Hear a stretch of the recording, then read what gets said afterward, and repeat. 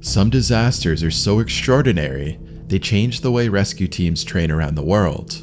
In 2011, inside Colostral Canyon, one of these disasters unfolded. What began as a fight for survival became one of the most horrifying rescue operations in modern history. This is the true story. Viewer discretion is advised. Bridal Veil Falls sits inside of Butteroo National Park in New South Wales, Australia. To a casual visitor, it almost seems kind of unreal, like something out of a postcard. Water spills gracefully into a deep gorge surrounded by a thick rainforest. The kind of scene that draws in hikers and photographers year-round. But beneath the surface lies a far harsher truth. It is narrow, slick, and deafening with rushing water. And once you're inside of it, the only way out is to keep going down. On Christmas Eve of 2011, two friends, Matthew Shuchuk and Scott Hall, decided that this is exactly where they wanted to be. They were not beginners, and they weren't reckless thrill seekers either, chasing danger just for the sake of it. They were careful, thoughtful people who understood that the sport came with risks. But that was part of the appeal in the first place.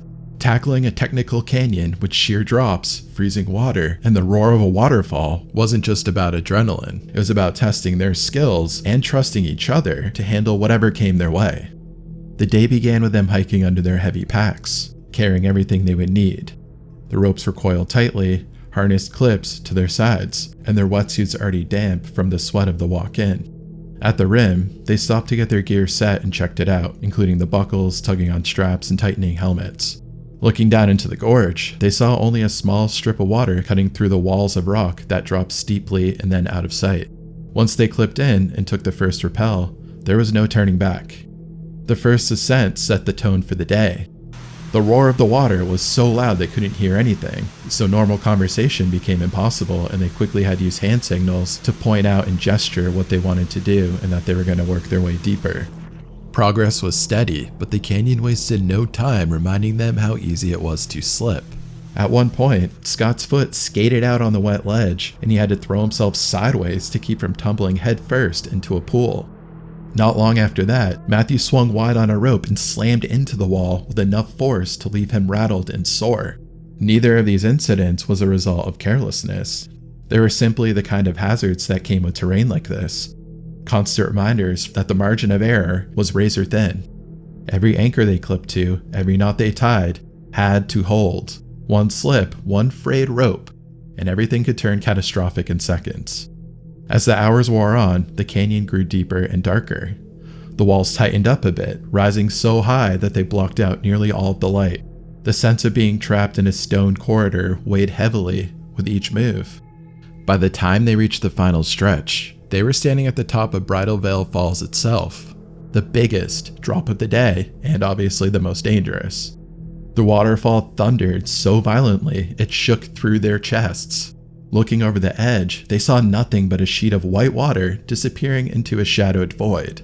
So Matthew went first. He eased himself over the edge. His boots were sliding everywhere. Halfway down, the current caught him. The water hammered his side and spun him off balance, leaving him dangling for a breathless moment before he managed to correct himself and continue on his descent. When his boots finally touched solid ground, he unclipped and gave the signal. Now it was Scott's turn. Scott's descent went wrong in an instant. Near the bottom of the rappel, his boots slipped on a wet rock and swing slammed his leg hard against the canyon wall. The shock of it left him gasping. And when he finally reached the ground, Matthew could see the pain etched across his face. Scott tried to stand, but his leg just gave out under him. Something was seriously wrong. He broke his back. Specifically, one of the bones in the lower spine had been crushed. They took a look around to see if there was any quick way that they could get out, but there weren't many options. The walls were too steep to climb back up, and the way forward meant more rappels, more water, more hazards. With Scott barely able to put any weight on his leg, they both knew the truth. They were stuck. Matthew guided Scott onto the ledge and tried to make him as comfortable as possible, but the conditions made everything harder. Spray from the waterfall continued to hit them, and within minutes, their wetsuits were starting to get extremely cold against their skin. There was no dry ground to rest on, just slick stone underfoot. As the sun began to go down, the air temperature dropped quickly. This was a huge problem because of hypothermia. They made an effort to try to keep moving to heat their bodies up, hoping that shifting around might help Scott fight the cold. But every attempt sent sharp waves of pain through his leg. Soon, even adjusting his position was unbearable. He leaned against the rock, teeth clenched, shivering from both injury and chill. Matthew stayed close, checking the ropes and fussing with gear, anything to try to keep his mind and hands busy. When they tried to talk, they had to shout just to hear each other. More often, they just gave up and sat in silence. It just really wasn't worth the extra energy. Matthew was waiting for Scott to say something along the lines of, "Okay, let's just go." But he didn't. And then time dragged on. Minutes stretched to hours. Matthew started to think a little bit deeper about how they were going to get out of there. But there was something that gave him a shred of hope. He remembered that they signaled at the trailhead that they were going down this particular route, and people knew that they were out there. If they failed to return by nightfall, someone would probably notice. That meant a rescue effort might start. Matthew held on to this thought as the night closed in, but waiting was kind of its own trial. Scott drifted in and out of a fitful sleep. He would just scream out and Matthew would look over, but he couldn't do anything. He tried to keep Scott awake and focused with conversation, but as the hours passed, their words just grew fewer. Both men sank into long stretches of silence, broken only by the waterfall's pounding. Past midnight, their situation had shifted from uncomfortable to just straight up a life or death situation. Scott's injury left him vulnerable, and the cold was becoming harder to ignore. Meanwhile, outside of the canyon, the alarm had already been raised. 2 canyoneers were overdue at Bridal Veil Falls. These weren't kids out of their depth, not casual hikers who had wandered off trail.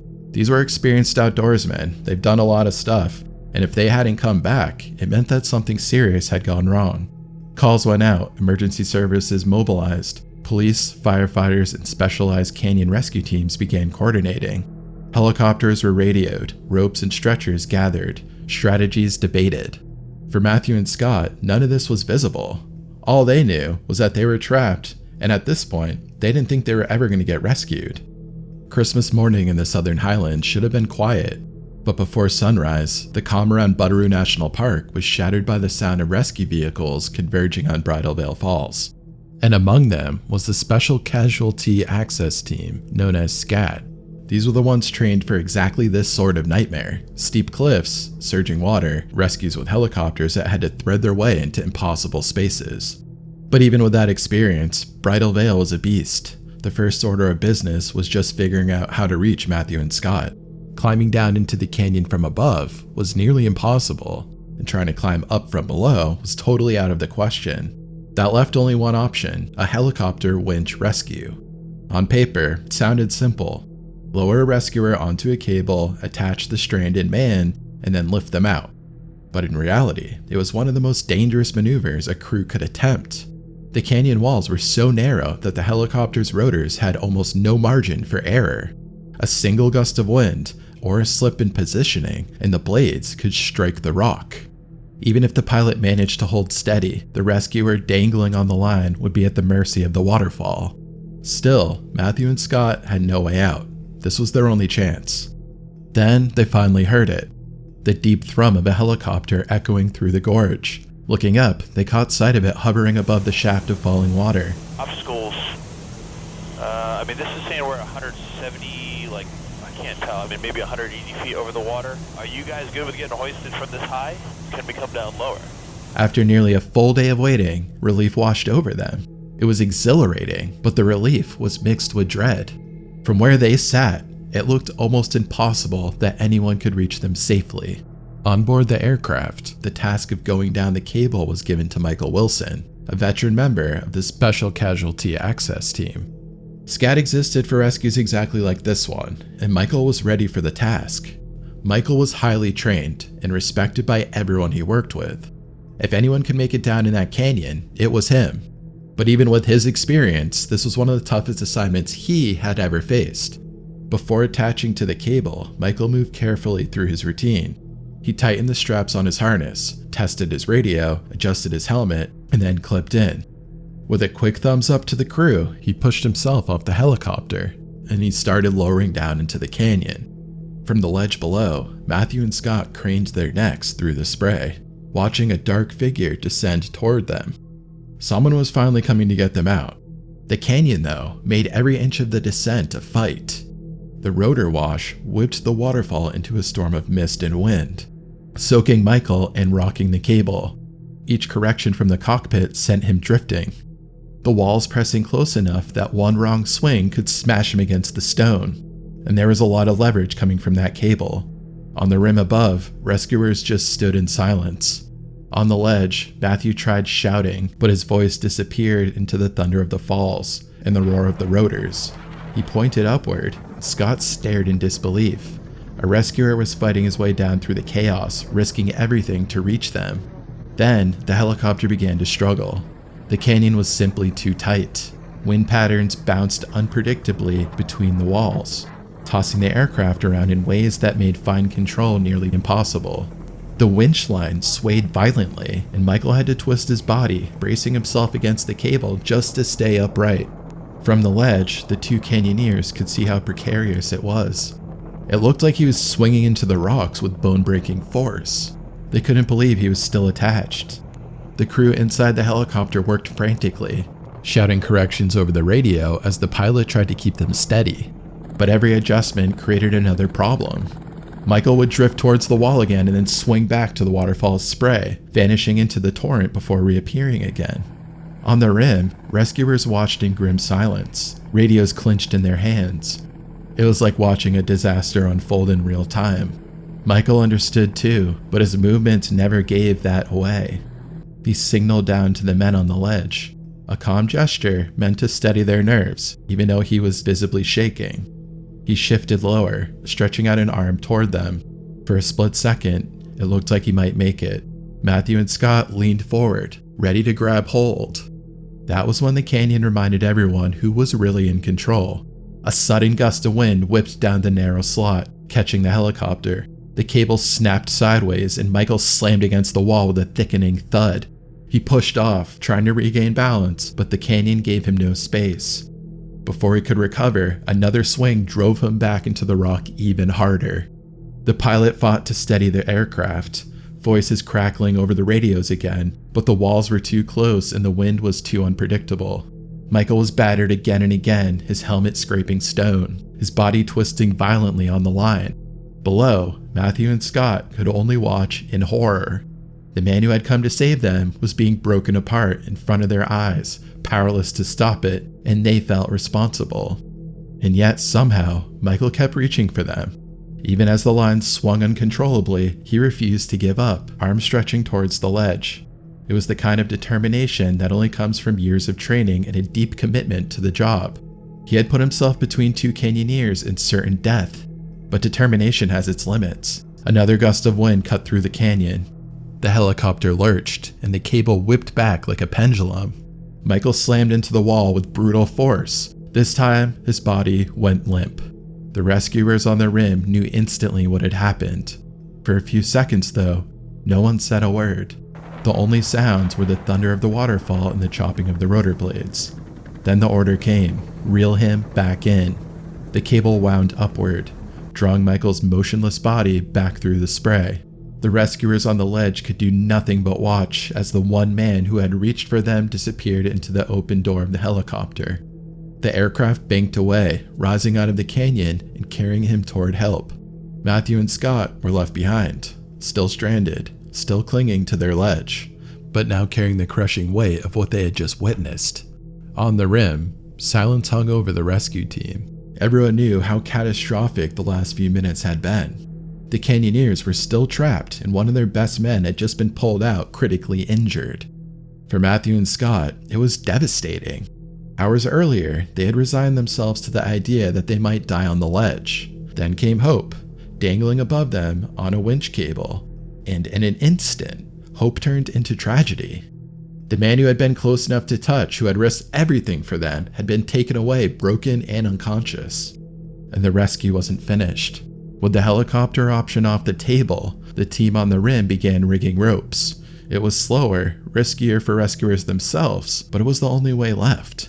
Rope by rope, they worked their way down. On the ledge, Matthew and Scott were reaching their breaking point. Hours in freezing water had left them shivering uncontrollably, barely able to move.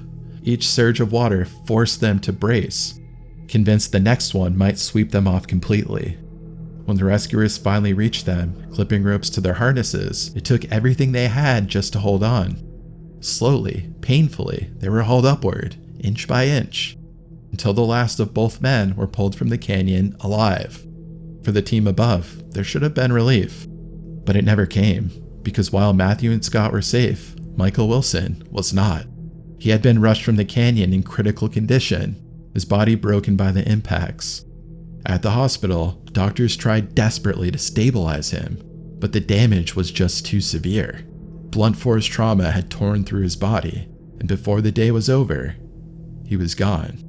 Michael Wilson was not just another rescuer. He knew the risks better than anyone, but he also knew those two men had no chance without him. Matthew and Scott survived the canyon, but only because someone else had been willing to pay the price. They had gone in looking for adventure, and they prepared the best they could, but nature proved stronger. And the only reason they lived to tell the story was because Michael Wilson had gone in after them. In the end, the canyon spared the adventurers, but it claimed the man who went to bring them out. That was a heavy one, and I want to thank you for making it to the end. If you enjoyed this video, a quick like and sub go a long way. More episodes are in the works, and I hope to see you at the next one.